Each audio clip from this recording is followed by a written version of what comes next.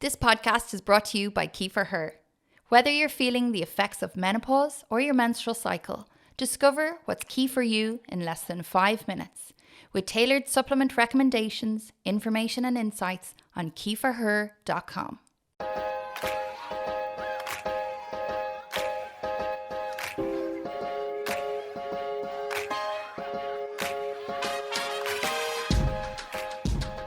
Hi, I'm Renée. And I'm Donna. Welcome to the Key for Her podcast. In this series, we aim to educate and open up honest conversations with both medical professionals and real-life women. We want to shine a light on those topics that sometimes go unspoken about and help empower women to know what is key for their health and well-being.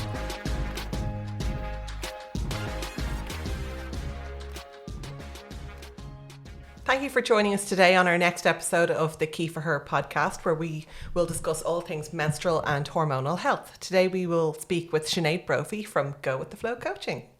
Hi Sinead. Hello, thanks for having me. You're so welcome. Yeah, it's very fun. It's really good to have you here because today we're going to discuss all things menstrual health, and it's something very close to my heart and Renée's heart. So we're so thankful that you're here to talk to us today. Yeah, absolute pleasure. So if you want to give us a little bit of background on yourself, you are your resume as long as Santa's list. I know. So please tell us more. I know. I guess in one way you call me jack of all trades, but really everything that I do focuses around women's health and well-being. So I refer to myself as a women's wellbeing and cycle coach, and what that entails is it's a multidisciplinary approach. So it's nutrition and lifestyle, it's fertility awareness and cycle tracking, it's yoga and meditation, and then it's learning how to train in a way that nourishes our body rather than punishes it or tries to focus on weight loss. And the reason why I take all of these approaches is because I don't think health is one specific thing, and I don't think well-being is one specific thing, and all of these different aspects of our lives actually have a huge impact on not only our reproductive and menstrual cycle health, but our kind of mental health, our physical health, our emotional health. And yeah, so that was kind of my vibe, just pulling it all together. So let's rewind, because when we were younger, there was definitely no such thing as a cycle coach. Maybe if you were riding a bike, that was about the height. Yeah, I know. But a menstrual cycle coach, it's a whole new thing. Where did you even get to the point where you're like, yes, this is it, or did it just evolve? Yeah, it was really interesting. So I guess first I should say my background originally was in the kind of corporate world. So I worked in a management consulting company and worked as a kind of product manager as well. And while I was doing that work, it was obviously great, but there was something missing, I felt. And just on one of those pure whims, I ended up doing a course in a kind of movement style and really enjoyed it. And then that brought me into doing a personal training course just in the gym that I was training in at the time, because I was like, look, it's online. I know all the coaches. It's very kind of low, investment for me. Yeah. Or low cost. And once I started doing it, I was like, yes, I love this. And really it brought me back to all the stuff I used to be interested in when I was a teenager, which was, yoga, sports, nutrition. But when I was growing up, in my head, I was like, that isn't a career. Obviously it is, but that was the narrative I had in my head. So anyway, so once I started doing that, I know it's so anyway, I kind of came back full circle, and I was like, I love this. So that kind of got me working in the personal training world. And while I was doing that, I started looking at pregnancy and postnatal training. And that for me, I think totally shifted how I viewed women's health and myself as well, and I, without really realizing, I'd always kind of seen the fact that I was born a woman as like a negative thing, which I feel awful saying now, but I was like, oh, we get periods, we've got to give birth, we've got to, I was like, we just drew the short straw, and I've got a twin brother, so I was always just like, oh, he gets away with murder. The lads get better hockey training and all this kind of stuff, and I just kind of really felt like it was a raw deal until I started looking at that, and then I was like, and again, I kind of was scared of giving birth and pregnancy, and that whole idea just had all these kind of negative narratives in my head. And once I started learning about how our bodies work, I was like, oh my God, we're amazing. And then while I was doing that, I started to come across this whole concept of training in sync with your menstrual cycle and the work of Dr. Stacey Sims. There's obviously loads of different researchers who work in this area, but she'd done a TED talk, and, she had a book called Roar.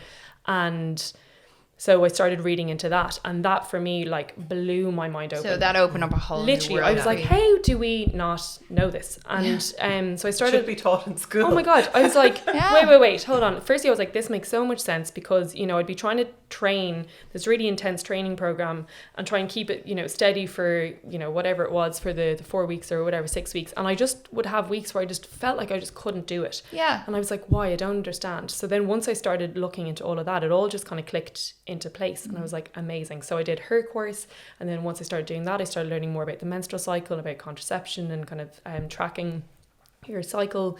And then that led me into kind of the fertility awareness. And then while I was doing that, I kind of came across the more kind of spiritual and energetic side of things, which is menstrual cycle awareness. Work at Red School, Alexander Pope and Shawnee Hugo Wurlitzer. And so that was a whole other element. And again, brought me back to my, I guess, teenage, where, you know, I was the one with like, you know, the hippie with the feng shui kits and like doing yoga and stuff when I was a teenager. And I'd kind of close that part of me down through the work, you know, in the kind of corporate world, and then working in more of a strength and conditioning based gym. So over the past while, I've started to kind of lean more into that side, I guess, like the divine feminine side rather than the kind of masculine side. And for me now, I'm like, okay, we actually need a mix of all of these things. And really, no matter what language you're talking about, whether it's like Ayurveda, whether it's yin and yang, whether it's, you know, sympathetic and parasympathetic, you know, divine masculine, divine feminine, really we're talking about all the same thing, and it's actually all about balance. And then specifically within the context of women's health, we actually need this balance to feel energetic, to feel, you know, like we've got purpose, to be healthy within our bodies as well, to have a menstrual cycle. So different ways of looking at it, and different tools are going to help people really just connect in with themselves and learn to trust themselves. And that's really what I'm all about. It's balance. It's learning to kind of connect in with that more intuitive knowing, whether that's intuitive training, intuitive eating, you know, your intuition from a kind of meditative point of view, and then supporting your overall health and hormone health as well. So you see, like when you were a teenager, you were into, you know, I suppose you were more one with your body. Did you feel that when you went into the corporate world, then that balance was off? Yeah, it's funny. So actually, while I was a teenager, I struggled with an eating disorder. So which is obviously the total opposite of kind of what I do now. And I guess that's very much informed why I care about trying to move people away from seeing nutrition or even cycle tracking, but specifically exercise, as a way to like improve, you know, or there's a right way and a wrong way to do things. Now, obviously with eating disorders, you know, there's a lot of other causes. It's a way of dealing with something. But a lot of that also came with the fact that, you know, all of a sudden I was kind of, my body was changing, and I was going, you know, and I was kind of like, oh, I need to look a certain way. And I was at war with my body the whole time. And I kind of was in and out of therapy, getting it kind of, I guess, sorted and treated, but I never found the right kind of fit for me.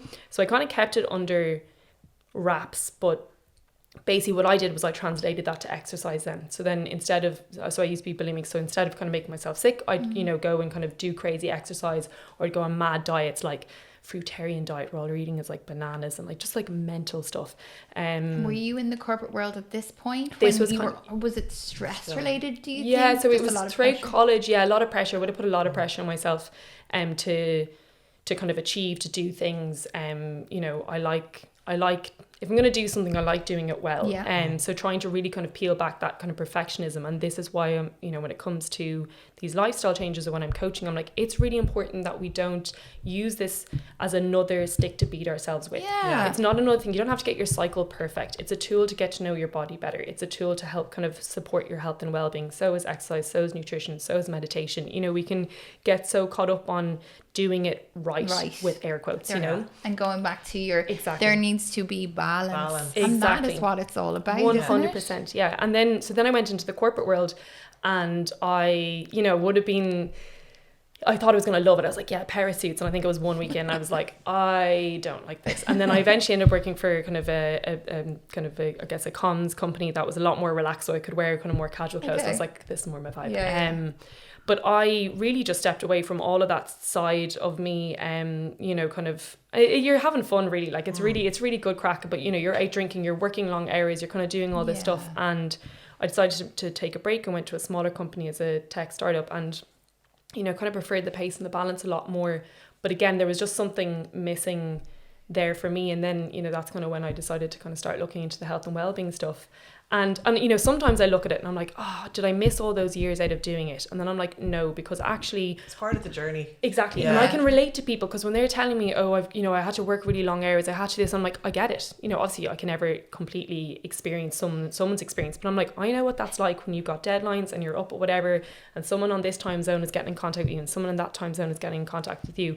And the pressure and the crack, and you know, I was like, I can relate to that. It's not like I've been living in this world for forever. But what's so interesting is actually one of the girls that I was in school with, I was in an international school, so she was Spanish, and she just happened to be over there the other week, and I was at Wellfest helping out at one of the stands. Very good. And I ended up meeting up with her, and she was like, you know, I turned up in my yoga gear and had this kind of like I guess kind of like hippie sort of thing on, and my big earrings and everything.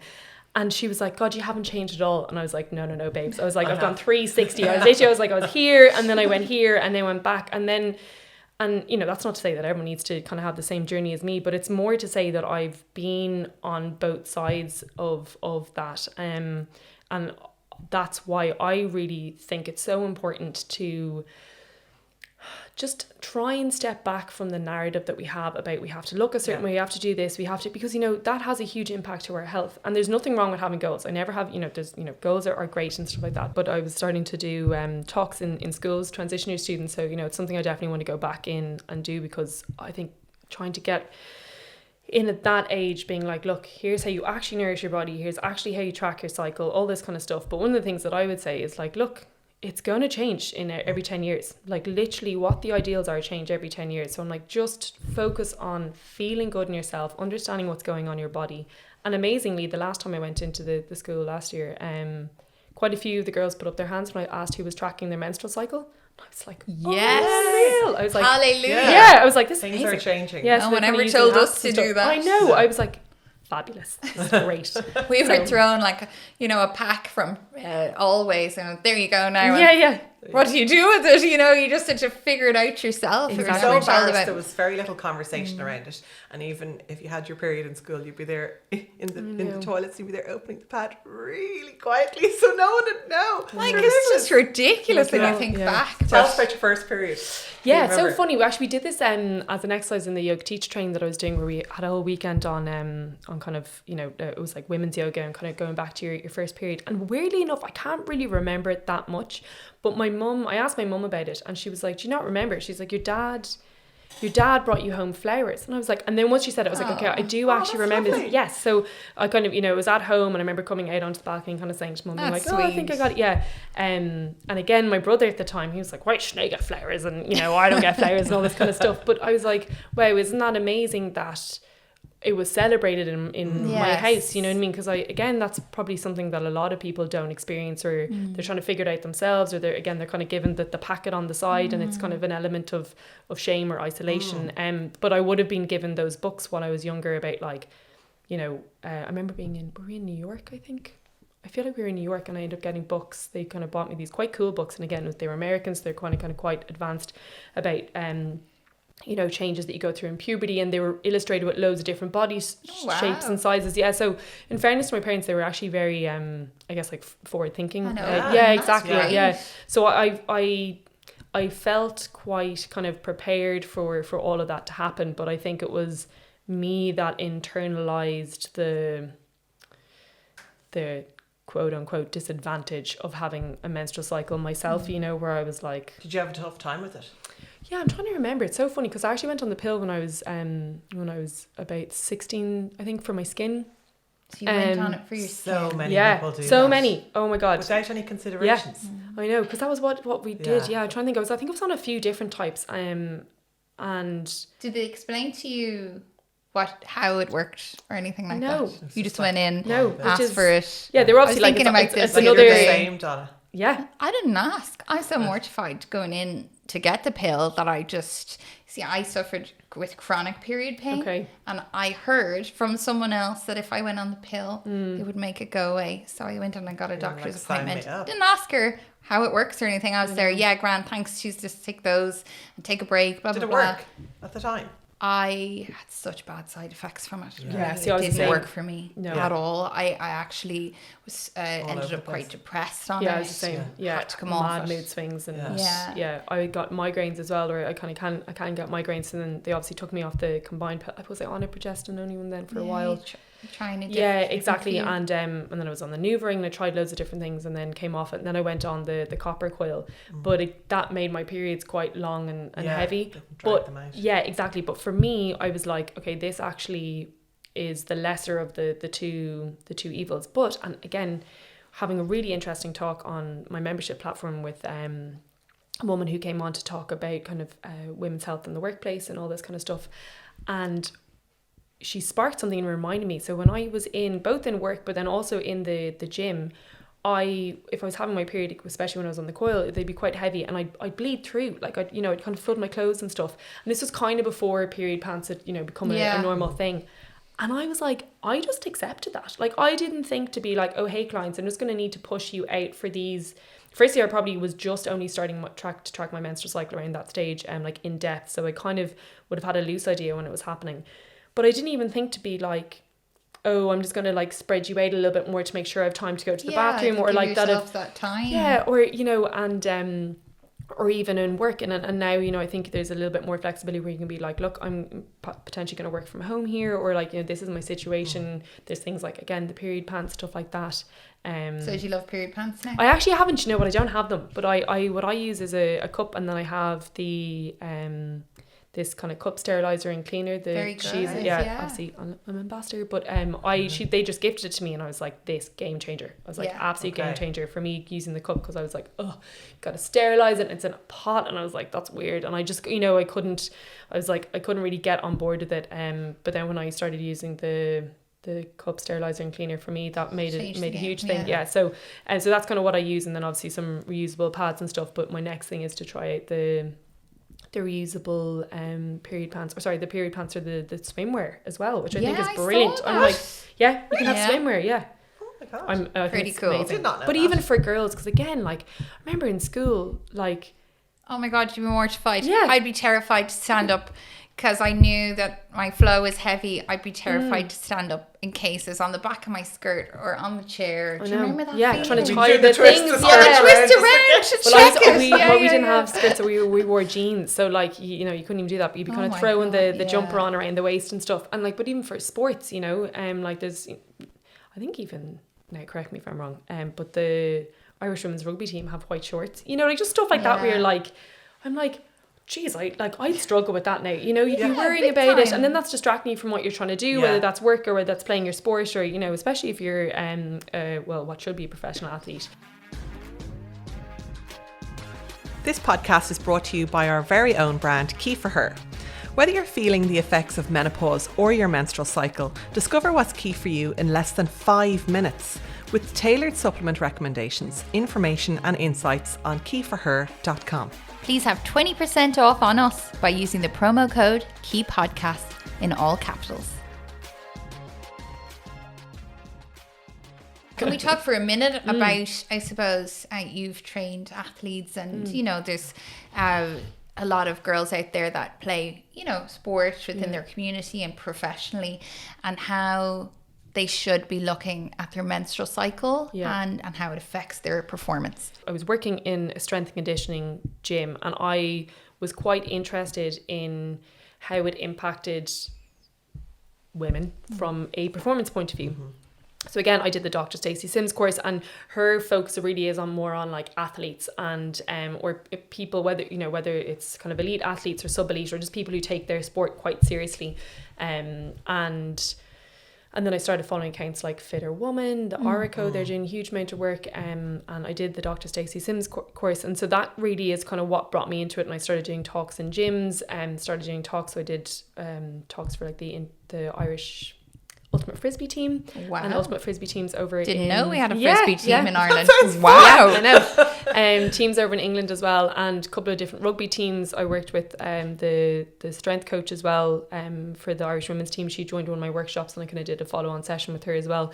And And basically, because I was just like, how do we not know all of this? And there's a couple of different elements to it. And again, at the time, a lot of stuff was coming out in the media about kind of athletes starting to train with their menstrual cycle. There was the US women's football team and the Chelsea football team as well that was coming out because they had started to track in line with the menstrual cycle.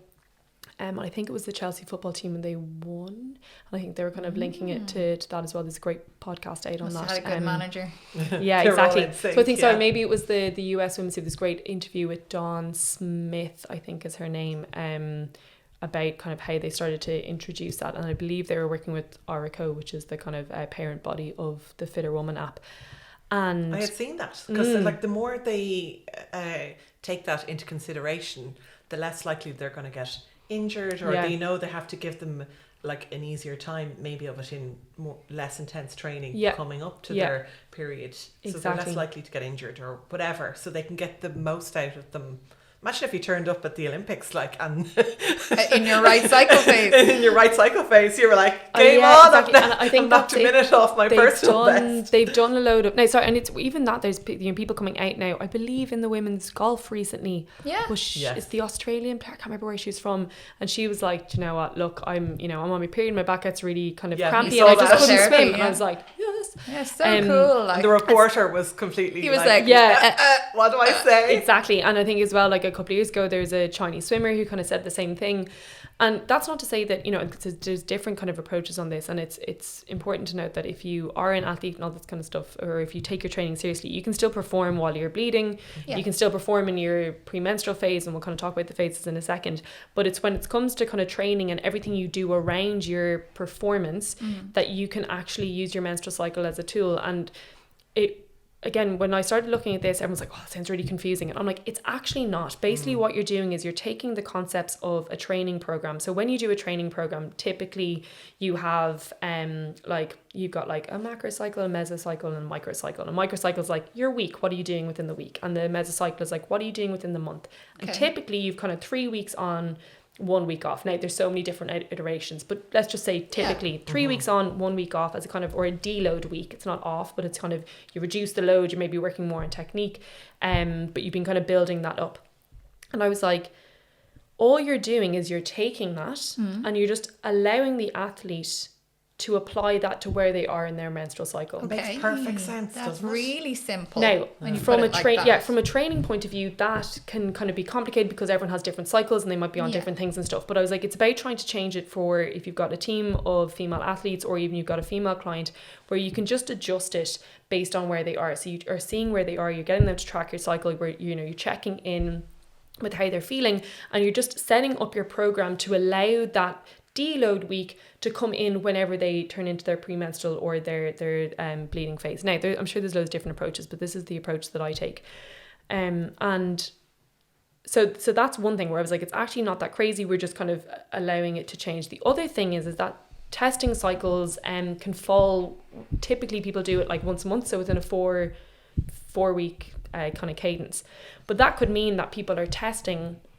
If they're having a regular cycle, like that kind of typical 28 to 30 day cycle, they could be always falling on when they're premenstrual or when they're bleeding. So even just maybe changing the testing cadence to be like a 6 week cycle or something like that, so that you kind of like gives people more of a kind of fair approach, just little small twists. It's not so rigid. Exactly. Just because, again, that one person or those few people could always be falling on those days. And even if it's psychological and they're not actually having any performance impact, when you're bleeding, you can feel tired, you might not sleep as well, like all this kind of stuff, or when you're in the lead up to your period.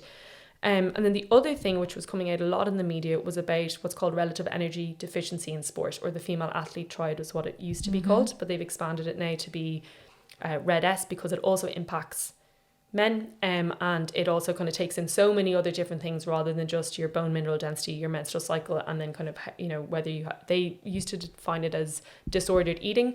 I think it was actually eating disorder originally, but then it turned to disordered eating. But really what that means is just underfueling. And what happens for women is that often we are massively underfueling. You hear about people going on these like mad diets where it's like 1,200 calories or 12,000 1,200 calories or like 1,800 and stuff like this, where it's like, again, taking really kind of typical quote unquote average individual, someone who's like 5'6", kind of around, let's say, I can't remember what the thing is, around kind of like 60-ish, kind of 65 kilos, who's active, they're like walking, you know, your whatever your number of steps are you're supposed to get a day, kind of moving for around kind of 5 kilometers, let's say. That individual needs, depending on their height, between 2,000 to 2,500 calories. And that's not taking into consideration the hard training that you might be doing on top of that. Now, there is actually a scientific way to work this out. So if someone is an athlete and they want to figure this out, you can go look at your like fat-free mass and then work it out per kilogram and all this kind of stuff. And there's a threshold that they've found of calories per kilogram of fat-free mass that you need to be thriving, and kind of it had an impact on your LH pulse, which again we'll talk about in a minute, but essentially kind of what causes you to ovulate. But people were getting so hung up on just the number of calories, and they'd actually be eating something that was highly processed and not even good for them, just because it says under 100 calories or 150. Exactly. And they were making it up calorie wise rather than actually looking at their nutrition. Yeah. It's all about the nutrients. No wonder they were possibly feeling Yeah, bad. or- If they were getting the numbers, they were taking the numbers, yes, but like the food wasn't good. Exactly. But even if you just think about it, we're like, your body, this is obviously reducing it massively, but it's a machine. It needs fuel and it survives on what you're giving it. So if you're putting it into a situation where you're highly stressed at work, you're then going out and you're trying to do your, you know, whatever it is, your marathon training, or, you know, you're trying to like go for a powerlifting meet or whatever your kind of recreational sport is, if you're training for a sport, or even if you're just going to the gym like 3 times a week, if you're not eating enough to fuel that's the stress that you're putting on your body, because exercise is a stress, and again I'll kind of talk about that in a second, but exercise is a stress, and it's a necessary stress because that's how we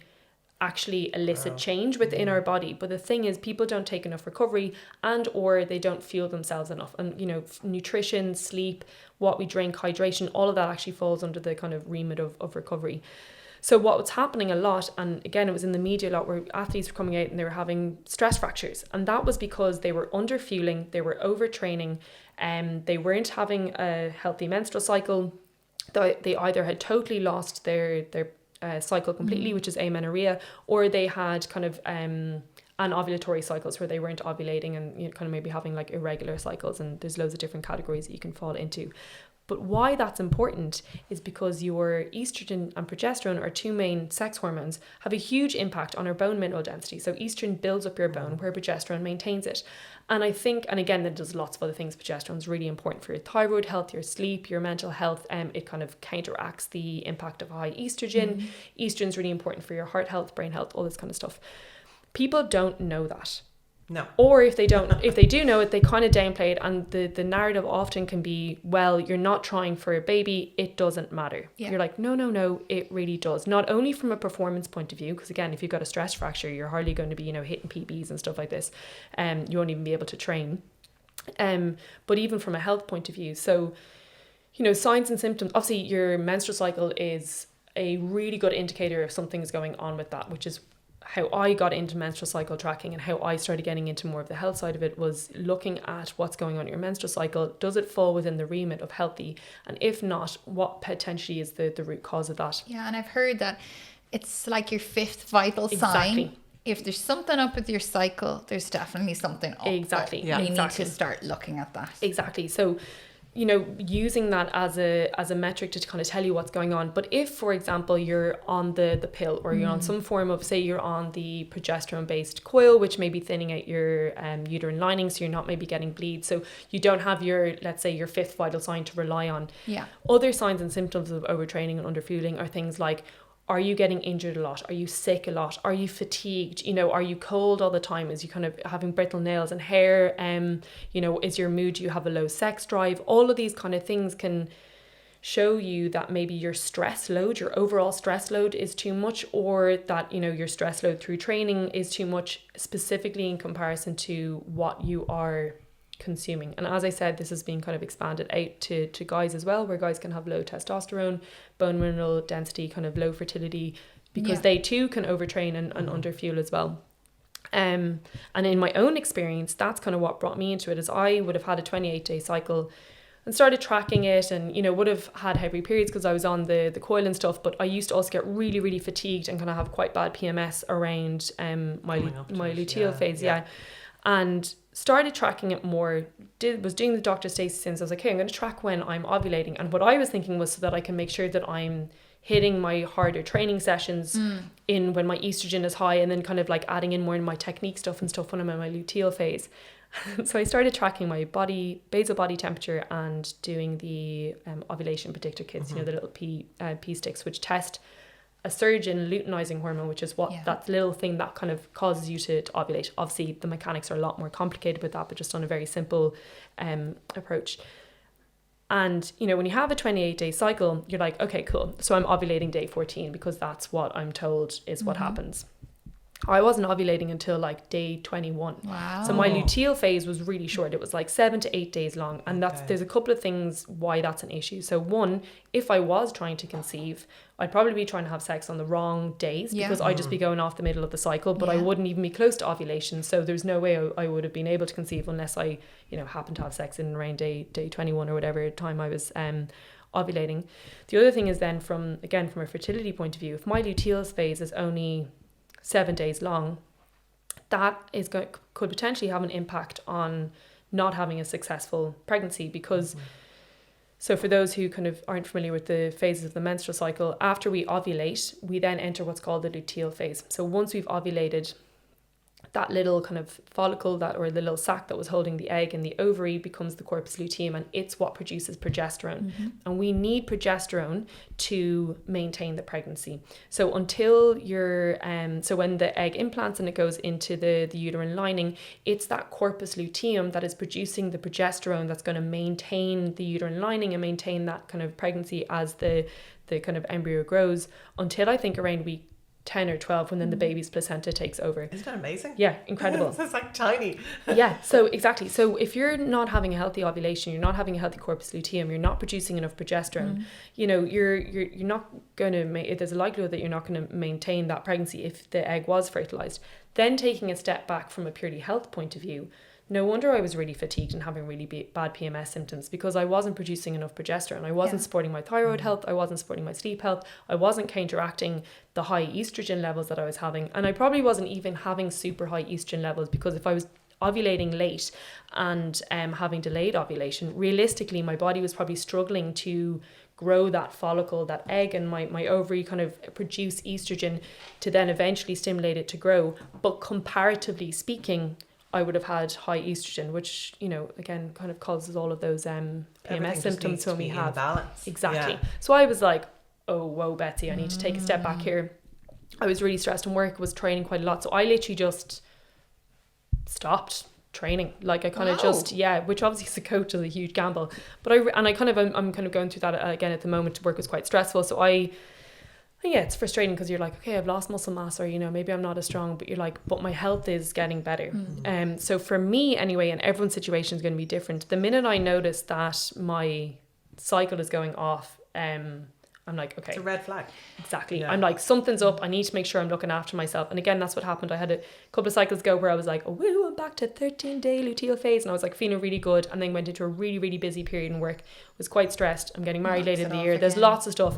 And then, not unsurprisingly, the past cycle that I just had was, again, kind of late ovulation, short luteal phase. And I was like, right. It's happening again. So yeah. Let's it's go. amazing how stress can affect the body. Huge. Let's go back to the basics then. Yeah. The 4 menstrual phases. Yes. Really so wasn't. People can understand them. Really just wasn't taught to us, Nope. along with tracking your cycle and anything that was in any way helpful was never told to us when we were younger. Now it's probably different these days, and things are getting a lot. It's easier to get information. You can find a lot of information on TikTok from our account actually and the likes of yourself, having a cycle coach, having all these amazing things available. Thank you so much for joining us on the Key for Her podcast. We'd be so grateful if you could hit subscribe, rate and share this podcast with your friends. For tips, tricks and hacks and all things perimenopause, menopause, periods, menstrual cycles and skin health, follow us at Key for Her on TikTok and Instagram. Check out our website keyforher.com for more information.